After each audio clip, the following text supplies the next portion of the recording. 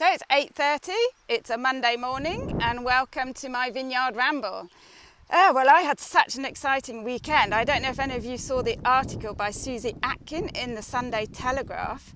Wow, I'm like so proud, I think, and just so happy to see that we had a feature by Susie in the Telegraph this morning, yesterday. Did any of you see that? Did any of you pick it up? If not, I'm going to put it on the Insta after this, but it was a lovely article about the Vineyard Ramble. So Susie, if you're up in time and if you're listening, thanks so much for that article.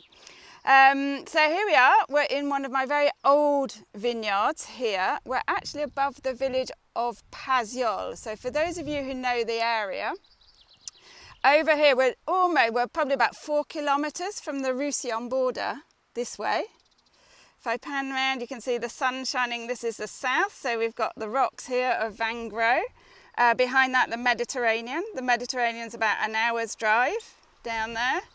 And then if we pan around, this view is absolutely gorgeous. If we pan around, you can see in the distance, so about 5 kilometres away in the distance, is the village of Tuchan. And you should not confuse Paziols and Tuchan. I'll tell you about that in a minute. But that's the village of Tuchan. That's where I live. 800 people live in Tuchan, and today it's just absolutely wonderful weather. And if I turn around here, you can just pick out the end of the Tuchan mountain. So that's the Tuchan mountain here. The Tuchan mountain rises to 900 meters. It's a lovely limestone mountain. And behind that, you will be heading in the Carignan direction. So Carignan behind there, about an hour and a quarter. And I can feel that breeze on my face, so that means it's a north wind, and we love the north wind down here. The north wind is a lovely dry wind. It's a the tramontana wind. So just a couple of things before I forget. You know who we're going to go and see tomorrow? Tomorrow we're going to pop in and we're going to go and see Roger. So Roger, we're going to go and see Roger in his vegetable plot tomorrow. So really looking forward to that. The other guys this week, there's lots of ploughing going on still. So we're doing the last bits of ploughing, and we're also doing the relevage, so lifting up the branches. But I thought I'd bring you into one of my really old vineyards here. Now I'm going to move quite slowly because I think the connection's fine at the moment. But it can, because it's a little bit remote and I'm quite high up, I'm at about 350 metres, so it can go a bit up and down. Now I mentioned the rivalry between Tuchan and Paziols, so these are two little villages in the same valley and they're only about 3 kilometres apart. So the village of Tuchan where I live and Paziols where I actually used to live. But the rivalry is really quite funny sometimes. The people in Tuchan, they have an expression. So you're ready to learn a French expression here, a very local expression. The people in Tuchan, they say tu es de Paziols. So they say tu es de Paziols, and that means are you from Paziols? But basically that means are you a bit thick? And they really say it, like in Tuchan, it's just one of those expressions, me, t'es de Paziols. So there we go, and I used to be from Paziols. I lived in Paziols for a couple of years when I first got down here. Lovely little village, very beautiful. And I remember the hassle I had when I wanted to move 3 kilometres down the road to go and live in Paziols. I remember my parents-in-law saying, yeah, but have you thought of the additional petrol costs? And you may not still have your job if you work at the cooperative in Tuchan, but you're living 3 kilometres down the road. You know, it's not the same village. So happy memories. And I absolutely love Paziols. But here we are. Let's get down to a bit of rock. Look at those. So this is what makes up the wonderful terroir here, high above the village of Paziols. And here the terroir, you can see it's a little bit different. It's rounded stones. So these are called poudang, or pudding stones. And these would have been formed probably in the glacial period. So they're lovely round, and they're sort of on the surface here, but we're high up. We're at about 350, 400 metres up here. Have any of you received the tea towel yet? If you received the tea towel with the map, you may know exactly where I'm showing you this from. Let me know if you've received them yet. If not, they're on their way. So this wonderful poudang stones, and that helps the vines with the drainage. It helps reflect the heat as well. So it helps to get the vines lovely and ripe. So let's have a look in this very old vineyard here. When I say old, this vineyard is at least 80 years old. So a very old vineyard. If you have the tea towel, it's called Col de la Lauze. So if you have a look on the tea towel, Col de la Lauze. Let's just take a little look here. And take a little look at a leaf. So here you can see a good example of this grape variety. It's a lovely embossed on the top, quite crinkly here. And if you turn it over, you've got small hairs on the back.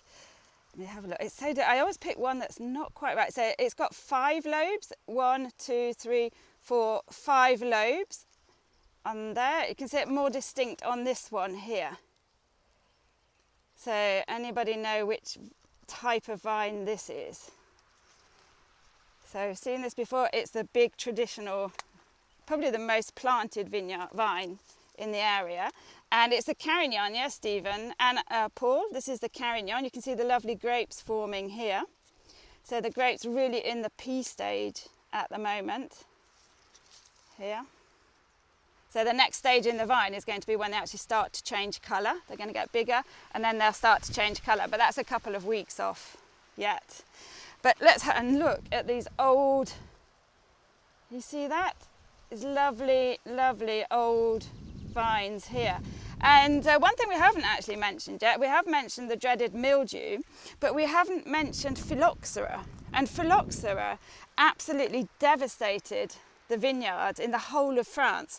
It was back in 1860 when it was first discovered in the Côte d'Or.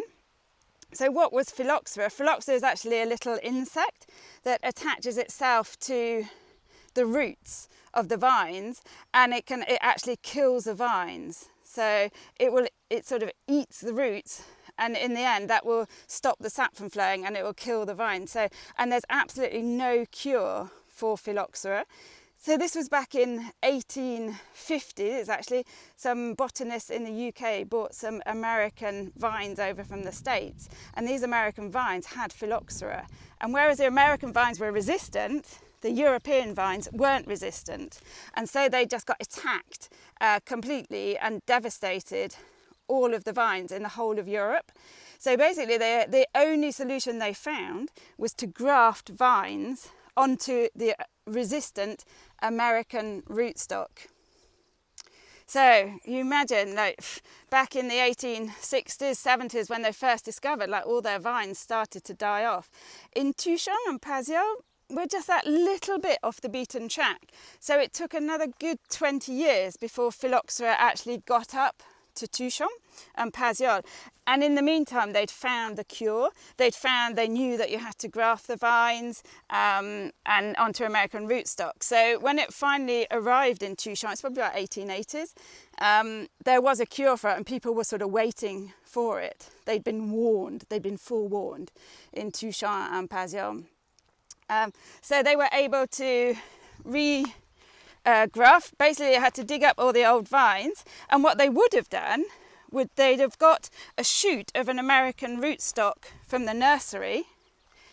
They'd have planted it in the garden. They'd let it root for a year or two, and then they would graft one of the local varieties from their vineyards. They'd go and get a shoot and they'd graft it on to the American rootstock, and then they'd go out and plant it. So originally that's how they would have done it, and probably most of my vineyards, because they're so old, would have been made like that. So grafted, it would have been the locals that took cuttings from their vineyards and grafted onto American rootstock that they'd rooted in their gardens.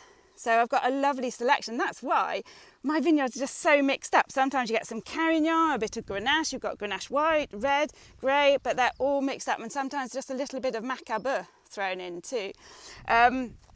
So hence my vineyards, the old vines, are a really big mixture. After that, the nurseries started to supply the root with the graft on it. So you got ready prepared grafted vines, and they were a lot more regular. So today when you buy a grafted vine, you still get the American rootstock, and you get the nursery who grafts on the grape variety of your choice. But they're not local, And I think that's what makes my vineyards really different and really nice, is that it's very, very local. All of these vines would have been grafted from local vines. So that's a bit of Monday morning motivation for you. Another quick look here at these lovely Carignan grapes. It's gorgeous. So Carignan here, and this is my, let me see, hopefully the signal is going to last out. If the signal drops a little bit, I'm still going to be here. I'll keep filming. I'll put it back up. It usually comes back, so don't go, just hold on a bit. I'm also, is anybody interested in getting in my Diane car after this? So if anybody's interested in getting into the Diane, I'm going to drive back to Tuchan through Paziols when I finish this. So I'm going to sign off and then come back. But just look at that view from here. It's just absolutely gorgeous. And the guys have been out here this morning, Sebastian and Maxime, they've been trimming the grass. So just cut this morning, but just look at that view. It's just absolutely wonderful. I've got some yeses for that. Okay, and the quick question, as you know, we've changed the competition now. The competition is, I'm going to ask you a question. The first one to put the answer on the screen wins a sachet of dry organic herbs from my vineyards. So the question today is, who are we going to see tomorrow? Okay, first one to put the correct answer up for who are we going to see tomorrow wins a sachet of wild herbs from one of our organic vineyards picked by myself. And I was just saying earlier, perhaps some of you just joined, just thanking Susie Atkin for that amazing article that she put up in the Telegraph. She wrote for the Sunday Telegraph yesterday. Just if anybody read that, if anybody is here because of that, then welcome to my vineyard rambles, and just let me know, yeah, you saw the article. Hi, so the winner is Gilly Kay. Gilly, I think you've won yourself some wild herbs. Now, sometimes I get it wrong, so just second confirmation for that would be great. But Gilly, congratulations. You've won a sachet of wild herbs. Now, if anybody's got any questions, the best place to put them is in the little question box down at the bottom of the screen. I'm also going to be back on Friday on the Rock. We have our Rock tasting on Friday, so that's Friday in the evenings, and we're going to be tasting Carignan this week. So if anybody wants to join us for that, Carignan. So Gilly's just said pass the herbs on to the next person because she's already won some. So I will take a look back and see who was the second person. But congratulations, Gilly, and second person too. Let's take a look at your questions.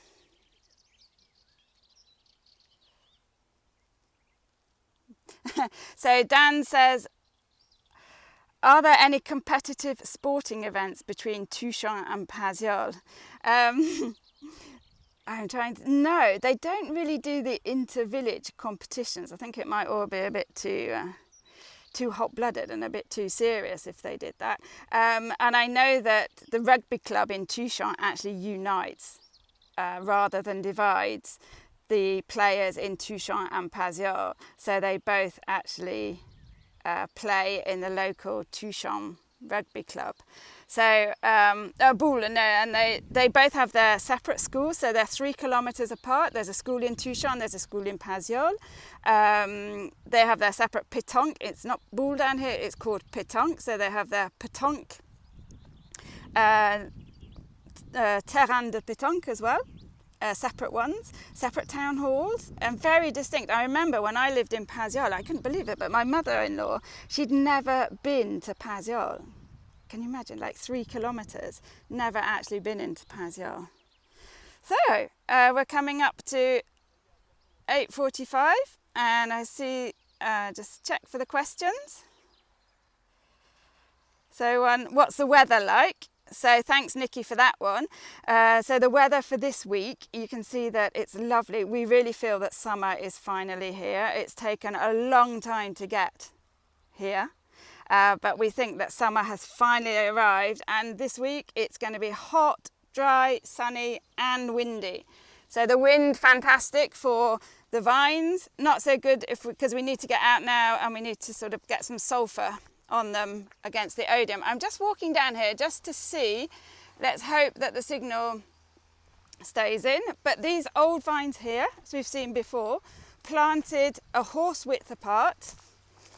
So this is, we would get, they'd be planted a horse width apart, so you can only plough with the horse. So you can't get a modern day tractor down here at all. And they'd be planted in a square so that you could crisscross the ploughing here. And then I just want to show you this because this is a little plot. So this area, there's 5 tiny little vineyards. So there's one over the wall there. Can you see that? So all the stone walls you can see, that's actually from stones that have come out of the vineyards. So up there is, that's a grenache. And then here we've got the wonderful macabeu. So this is another little plot here of macabeu. So this is probably about, I don't know, a third of a hectare here. Different grape variety, it's the macabeu, and it's planted differently as well. It's planted in a lozenge form, so you can't crisscross plough. And in actual fact, they're planted so tightly, you wouldn't even be able to get a horse through here. So these would have been totally hand worked. If you saw Roger in his garden last week and you remember those tools, those gardening tools would have been used on this particular macabeu vineyard, just because you can't even get a horse through here. And they would have planted it, I don't know why, perhaps they planted it like this, probably different owners. So somebody owned the macabeu here, somebody else owned the Carignan over here. They decided to plant differently. The macabeu owner wanted to get the maximum amount of macabeu on this bit of land, so he planted it as densely as he could. Let's have a look at, now you can, oh look at that, oh, it's just gorgeous. Macabeu leaves are lovely because they're just a paler, pastel colour almost. You see those? So they're much paler green. And then they're quite rounded and quite indented as well. It's quite a serrated edge on them. Just lovely. So if I walk up here, just see if I can get you a bird's eye shot, look at a couple more questions, and I can smell the wild fennel actually in the vineyards. Loads of little wild flowers. Look up here, and there's a little wild boar path. You see that through there? Takes you into the grenache. So, whoa, look at that. Just absolutely wonderful view. Lovely bit of Monday motivation for you. So a couple more questions. Hugh says, why are the villagers so grumpy? Well, they're not grumpy in themselves, but there's just this rivalry between the two villages. I think, Hugh, are you going to be there tomorrow? Shall we ask Roger? Let's ask Roger tomorrow why there's this sort of rivalry between the villages of Tuchan and Paziols, and why the people in Tuchan say, "T'es de Paziols," pour dire, are you a bit thick? So, nice one to finish with from Gareth. Gareth says, what happens after the grapes have been picked? So, well, we've got another couple of months and then we're going to pick. Everything is hand-picked at Domaine Jones from the old vines. The vines then have a bit of a rest until we go in and prune. So the next thing after the harvest, so we harvest in about up till mid-October, and then we would wait until the leaves fall off, which will probably be around beginning of December, end of November, and then the pruning starts. So then it's pruning and ploughing as well, pruning, ploughing, and that goes on until March, April time. So that will be the next big thing. Also, Rob, are you listening in Wales? I almost forgot, Rob's going to be a TV star this morning. Rob's going to be on ITV with his Welsh wines, and we tasted one on Saturday and it's absolutely delicious, the white one, absolutely lovely.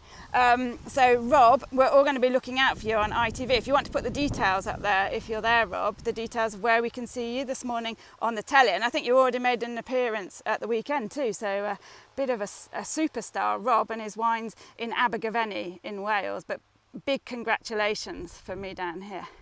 So thank you very much for joining me for the Vineyard Ramble this morning. I'm going to, probably in about 4 minutes, the time to get out of the vineyard, get up to the Diane, start the engine, and then if you'd like to join me for the journey back into Tuchan, basically there's no commentary, you just hear the lovely humming of the Diane engine. So if you'd like to join me, I'm going to sign off this live now, and I'm going to start another live in about 3 or 4 minutes as soon as I'm back in the Diane. But have a lovely week, everybody. Hope to see you tomorrow with Roger. And I'm going to sign out now and go and get in the Diane. So I'll see you in a minute. Bye.